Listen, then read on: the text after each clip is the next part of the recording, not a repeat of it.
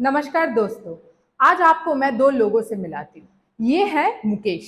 इसने चोरी की, इसलिए पुलिस ने उसे अरेस्ट कर लिया। और ये है अनिल। इसने कुछ भी नहीं किया, फिर भी पुलिस ने इसे अरेस्ट कर लिया है। क्यों कंफ्यूज्ड हो गए? देखिए, कोई अगर कोई ऑफेंस करता है या फिर कोई क्राइम करता है तो उसे अरेस्ट किया जाएगा, ये तो हम सब जानते हैं। पर कभी कभी ना कुछ सिचुएशंस ऐसे हो जाते हैं जहां पर कोई पर्सन अगर कोई क्राइम नहीं भी किया होता है तब भी उसे अरेस्ट किया जाता है। तो ये सिचुएशन ये है कि यहाँ पर एक पॉसिबिलिटी है कि वो पर्सन जो है कोई ऑफेंस कर सकता है या फिर पब्लिक पीस को वो डिस्टर्ब कर सकता है, जिस वजह से उसे कोई क्राइम करने से पहले ही डिटेन कर लिया जाता है ताकि उस क्राइम को कमिट होने से रोका जा सके। इस पूरे प्रोसेस को गवर्न करती है प्रिवेंटिव डिटेंशन लॉज। तो हेलो एवरीवन, मैं हूं अन्वेषा और आप देख रहे हैं एएसएलसी का यूट्यूब चैनल लूसिड स्ट्रीमिंग। आज के इस वीडियो में मैं आपको बताऊंगी कि इंडिया में कैसे और कौन कौन से प्रिवेंटिव डिटेंशन लॉज आए हैं और किस तरीके से हमारी कॉन्स्टिट्यूशन इस प्रिवेंटिव डिटेंशन को सैंक्शन करती है। साथ में हम ये भी जानेंगे कि कौन कौन से जुडिशियल प्रोनाउंसमेंट है जिसके थ्रू हमारे प्रिवेंटिव डिटेंशन लॉज में कुछ कुछ चेंजेस आए हैं।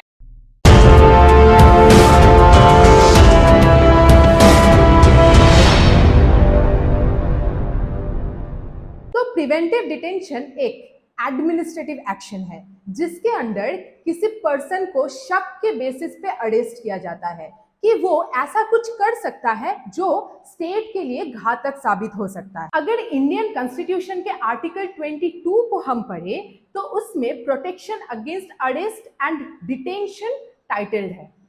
किसी भी अरेस्टेड पर्सन को कुछ कुछ प्रोटेक्शंस इस आर्टिकल के थ्रू मिलती है। सबसे पहला तो ये कि किसी भी पर्सन को हम बिना इन्फॉर्म किए कि उसे किस वजह से अरेस्ट किया जा रहा है हम उसे डिटेन नहीं कर सकते। दूसरा ये कि अरेस्ट करते ही उस पर्सन के पास राइट होता है कि उसे अपने पसंद के किसी लीगल प्रैक्टिशनर को वो इंगेज कर सकता है कि वो उसे रिप्रेजेंट करे। और तीसरा ये कि उसे 24 घंटे के अंदर किसी मैजिस्ट्रेट के पास में प्रोड्यूस करना पड़ेगा। पर इसी आर्टिकल के क्लॉज 3 के अंदर एक एक्सेप्शन है जो ये कहता है कि अगर किसी भी पर्सन को हम प्रिवेंटिव डिटेंशन लॉज के अंदर में बुक करते हैं तो फिर ये जो राइट्स के बारे में मैंने बताया वो उनके लिए अवेलेबल नहीं होंगे। यानी कि हमारा इंडियन कॉन्स्टिट्यूशन ही इन प्रिवेंटिव डिटेंशन लॉज को सैंक्शन देता है।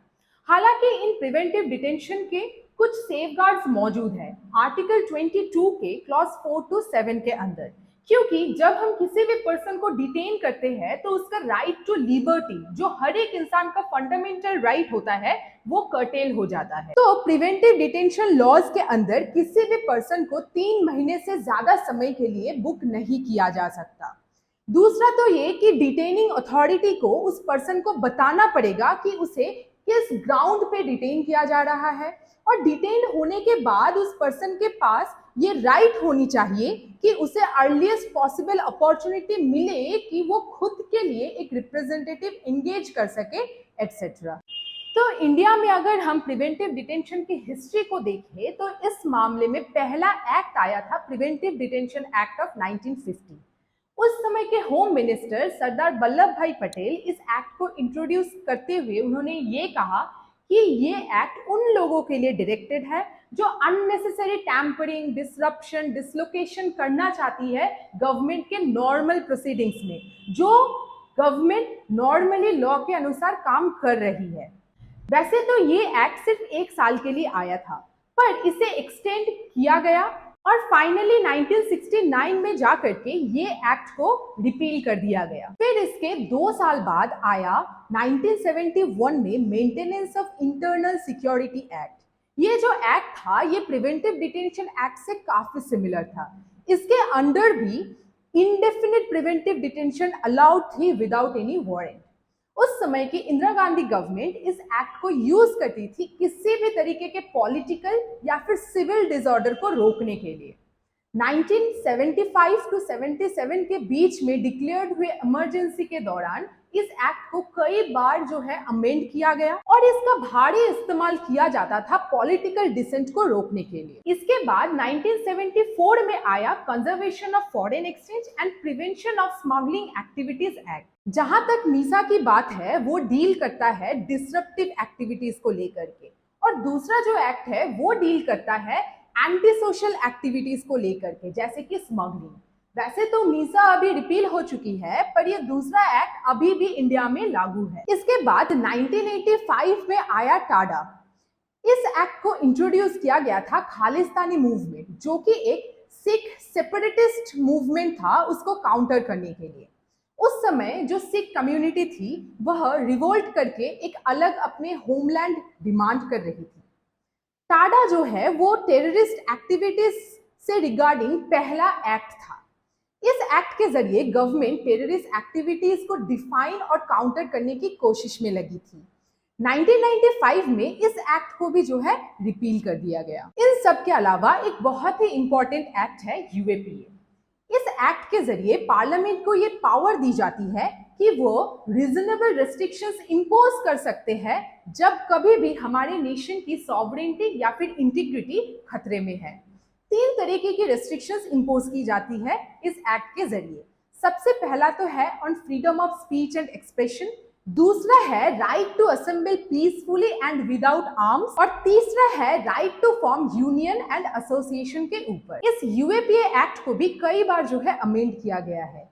चलिए दोस्तों, थोड़ा सा इसके सैलिएंट फीचर्स को समझ लेते हैं। पहला तो ये कि इस एक्ट के अंदर अगर जो इन्वेस्टिगेशन एजेंसी रहेगी उसको 180 डेज के अंदर में जो है चार्जशीट फाइल करनी पड़ेगी। दूसरा ये कि 2019 के अमेंडमेंट के बाद ये डेजिग्नेट किया गया कि सिर्फ ऑर्गेनाइजेशंस ही नहीं बल्कि हम इंडिविजुअल्स को भी टेररिस्ट डिक्लेयर कर सकते हैं। तीसरा ये कि यूएपीए के अंदर जो है हम एंटिसिपेटरी बेल के लिए क्लेम नहीं कर सकते। चौथा ये कि एनआईए का कोई भी ऑफिसर अगर इन्वेस्टिगेट करता है तो डायरेक्टर जनरल ऑफ एनआईए के अप्रूवल से वो किसी प्रॉपर्टी को सीज भी कर सकता है। पांचवा ये कि इस एक्ट के शेड्यूल के अंदर में जो है 9 ट्रीटीज है। इसका मतलब ये कि इन 9 ट्रीटीज को जो है यूएपीए गवर्न करती है। और लास्टली इस एक्ट के अंदर अक्यूज्ड पर्सन के ऊपर रिवर्स बर्डन ऑफ प्रूफ रहता है। यहाँ पे एक छोटा सा मैं आपको एक्सप्लेन कर दूं कि ये रिवर्स बर्डन ऑफ प्रूफ आखिर होता क्या है। नॉर्मली जो क्रिमिनल लॉ का कॉन्सेप्ट है उसमें ये बोला जाता है कि जो अक्यूज्ड पर्सन है he is to be presumed innocent, मतलब कि हम उसको स्टार्टिंग में गिल्टी नहीं पकड़ेंगे। पर रिवर्स बर्डन ऑफ प्रूफ के कॉन्सेप्ट में जो है इसका बिल्कुल उल्टा होता है। इसमें जो है फर्स्ट इंस्टेंस में अक्यूज्ड पर्सन को गिल्टी प्रिज्यूम किया जाता है। अक्यूज्ड के ऊपर ही ये बर्डन होता है कि वो खुद को निर्दोष साबित करे। तो हाल ही में ये यूएपीए एक्ट जो है वो न्यूज में था। सुप्रीम कोर्ट ने 2011 के 3 judgment state of Kerala versus Raneef, Arup Bhuyan versus union of India और Shri Indra Das versus state of Assam को ओवररूल करके गिल्टी बाय एसोसिएशन के डॉक्ट्रिन को जो है रेनस्टेट किया है। गिल्ट बाय एसोसिएशन का मतलब होता है कि कोई पर्सन अगर किसी बैंड एसोसिएशन का मेंबर भी होगा तब भी उसे क्रिमिनल पकड़ा जाएगा। सुप्रीम कोर्ट ने section 10 clause A sub clause 1 of UAPA को अपहेल्ड करते हुए ये कहा कि अगर कोई भी पर्सन किसी बैंड ऑर्गेनाइजेशन का कंटिन्यूड मेंबर है तो उसके ऊपर भी क्रिमिनल लायबिलिटी अट्रैक्ट होगी, जिस वजह से उसको जेल टर्म हो सकती है up to maximum 2 years imprisonment. 2011 में जो जजमेंट आया था उसके पीछे का रैशनल ये था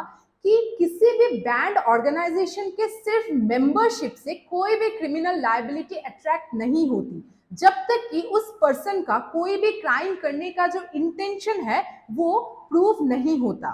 इस तर्क को खारिज करते हुए सुप्रीम कोर्ट ने ये कहा कि यूएपीए का मेन एम है कोई भी अनलॉफुल एक्टिविटी को कमिट होने से पहले ही रोक देना।